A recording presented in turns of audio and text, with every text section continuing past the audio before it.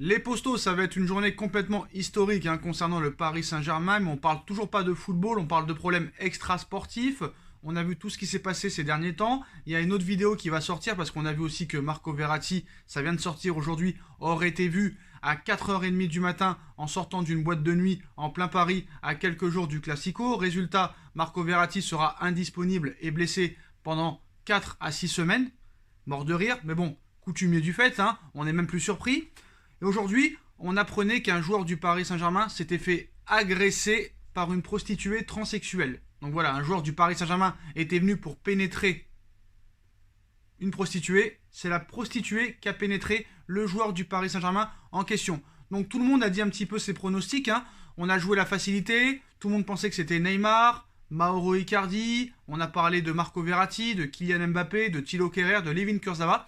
Mais à la surprise générale, on connaît l'identité du joueur agressé au Bois de Boulogne et j'aurais pas mis un centime sur lui. J'aurais pensé à tout le monde sauf à lui en fait. Mais voilà, on apprenait ce mercredi matin qu'un joueur du Paris Saint-Germain s'était fait agresser hier soir aux alentours de 20h au Bois de Boulogne à Paris alors qu'il était arrêté à un feu rouge. Une prostituée transsexuelle serait rentrée dans son véhicule. L'identité du joueur en question n'avait pas été révélée, mais d'après les informations de valeur actuelle, il s'agirait d'Ander Herrera, le joueur espagnol du Paris Saint-Germain. Ce dernier a porté plainte après que l'individu et la prostituée transsexuelle lui aient volé son portefeuille avec 200 euros, son téléphone à l'intérieur. Donc voilà, Ander Herrera a porté plainte, a déposé plainte pour vol, indique une source policière. Il était arrêté à un feu rouge au Bois de Boulogne à Paris mardi soir quand un individu, une transsexuelle prostituée, a ouvert la porte et volé son téléphone. C'est vrai que c'est dur parce que quand déjà t'es millionnaire et que t'arrives pas à avoir une meuf normale, bah tu te contentes même plus de pute de luxe, d'escorte de luxe. Tu vas carrément au Bois de Boulogne te taper des transsexuels. C'est-à-dire que les mecs maintenant préfèrent se faire des mecs plutôt que des meufs. Demandez à Mauro, demandez à Ronaldinho, demandez à Neymar. Et maintenant c'est Ander Herrera, peut-être le joueur le plus gentil de l'effectif parisien, le joueur le plus discret, même Ander Herrera s'y met. Donc est-ce que les Neymar et compagnie ont une mauvaise influence sur Ander Herrera? Maintenant, même si les gentils garçons s'y mettent à faire des conneries, on va pas s'en sortir. On va pas s'en sortir. Mais là, ce qui se passe en ce moment, à l'heure actuelle, au Paris Saint-Germain, est dramatique.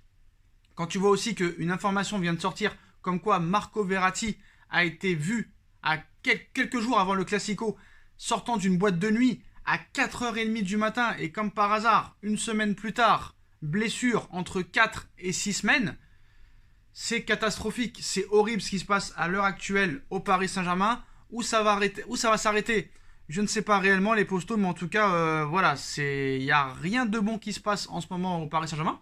Bon, après vous allez me dire, on est toujours premier de Ligue 1 et premier de la poule en Ligue des Champions, mais bon, la vérité du mois d'octobre n'est pas celle du mois de mai, mais je pense que là, ça continue comme ça, on va au-delà de très grandes déconvenues les postos. Bref, donc voilà, l'identité du joueur agressé au Bois de Boulogne est Ander Herrera. Il était venu pour pénétrer une prostituée, il s'est fait pénétrer lui-même en se faisant voler son téléphone ainsi que 200 euros dans le portefeuille.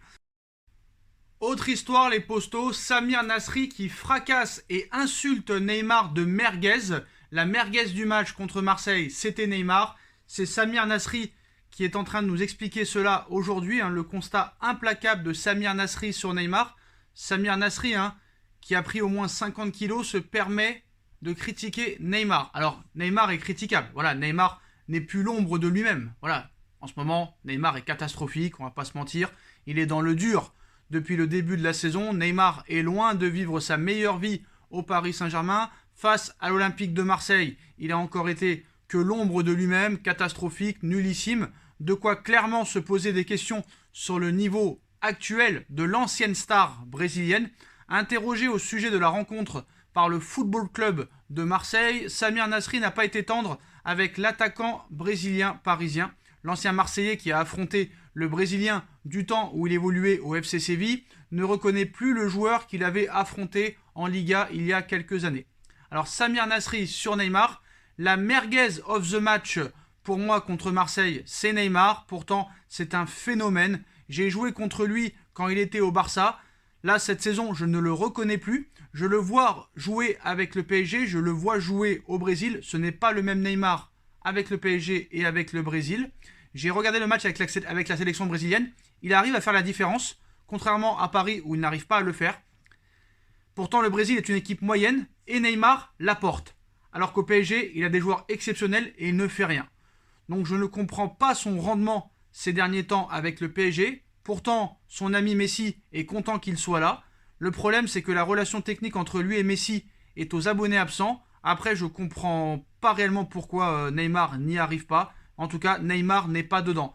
Bon après, donc voilà, il a le droit de donner son avis, mais bon, traiter Samir Nasri, vu l'état actuel de son physique, se permettre de critiquer Neymar, entre Neymar et Nasri, il n'y a que 4 ans d'écart. Donc honnêtement, balaye devant ta porte, mon grand, parce que critiquer le physique de Neymar, nous on peut le faire. Toi, tu n'as pas les moyens de le faire. À un moment donné, stop. Voilà, bref. Bon, voilà les postons. Donc, pas de grandes nouvelles aujourd'hui à annoncer du côté du Paris Saint-Germain. Il y a beaucoup de vidéos qui vont sortir aujourd'hui, les postons. Hein. L'actu est très fournie. Très, très, très fournie, les postaux. Donc, voilà. Bon, on espère que ça va aller dans les prochains jours, qu'il y aura enfin de bonnes nouvelles. Je suis impatient quand même de voir les prochains matchs du Paris Saint-Germain, notamment contre Lille et contre le Red Bull Leipzig, hein, avant cette trêve internationale. Mais voilà, en tout cas, ce qui se passe au Paris Saint-Germain, il y a beaucoup de choses qui se disent. Pochettino pourrait être débarqué dans les prochaines semaines. Zidane pourrait arriver. Ole Gunnar Solskjaer, après le match contre Tottenham dimanche, pourrait être débarqué. On en reparlera, les postos. Mais en tout cas, l'actualité autour du Paris Saint-Germain en ce moment n'est pas très bonne et ça pourrait continuer dans les prochains jours et être néfaste pour la suite de la saison. Dites-moi en commentaire ce que vous en pensez, les postos. On like, on partage, on commente, on s'abonne et on se retrouve très vite pour une nouvelle vidéo. Tchuss.